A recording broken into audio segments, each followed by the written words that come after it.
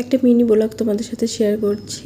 এখন এই যে সকালে আমি একটু এখানে কাঁচা পেঁপে নিয়েছি, শসা নিয়েছি আর একটা ডিম সিদ্ধ নিয়েছি।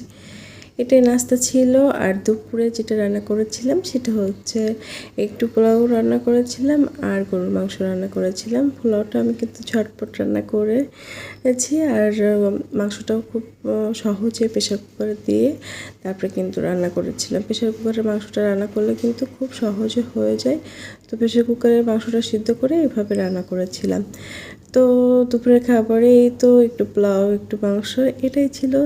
খুব সিম্পল একটা খাবার, কিন্তু সহজে হয়ে যায় আর ঝটপট হয়। আর যাই হোক, বিকালের দিকে একটু নিচে গিয়েছিলাম, দেখি গোলাপ গাছে একটা গোলাপ এসেছে। এটা কিন্তু দেশি গোলাপ। আর আমার টগর গাছেও বেশ কিছু টগর ফুল ফুটেছে। এই টগর ফুলটাও কিন্তু বেশ ভালো লাগে। তোমাদের কেমন লাগে অবশ্যই জানিও।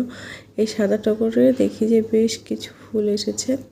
তো বিকালে দেখি একটু মিহিরিমার বাবাকে নাস্তা দিলাম। বিকেলের নাস্তাতে আসলে তেমন কিছুই করিনি। আমার বোন কাস্টার্ড পাঠিয়েছিল, তো কাস্টার্ডের সাথে একটু আম কেটে দিয়েছিলাম আর আইসক্রিম। এটা এভাবে করে খেয়েছিলাম, বেশ ভালোই লেগেছিল আর কি। এভাবে তোমরাও একটু ট্রাই করে দেখতে পারো। কাস্টার্ডের সাথে আম দিয়ে আর আইসক্রিম দিয়ে যে কোনো ফ্লেভারের আইসক্রিম তোমরা ব্যবহার করতে পারো। আমি এখানে ম্যাঙ্গো আর ভ্যানিলা আইসক্রিমটা ব্যবহার করেছিলাম। ওরা খেয়ে কিন্তু বেশ মজা পেয়েছিল আর আমিও টেস্ট করে দেখেছি। এটা খেতে আসলেই বেশ ভালো লাগে। আর এটা অবশ্যই ঠান্ডা ঠান্ডা পরিবেশন করবে, দেখবে বেশ ভালো লাগে। এদিকে আবার আমার কহি খালা বাজার থেকে বেশ কিছু খাবার দাবার কিনে এনেছিল। ডালপুরি ছিল, পেঁয়াজি ছিল। দেখো এদিকে মিহিরিমা খাচ্ছিল। তো এদিকে তো খাচ্ছিল, আমি এদিকে রাতের খাবারের জন্য একটু ঝটপট একটু ডালের বড়া তৈরি করেছিলাম। এই যে কচু চিংড়ি দিয়ে যে ডালের বড়াটা হয় না, এটা কিন্তু আমার কাছে বেশ ভালো লাগে।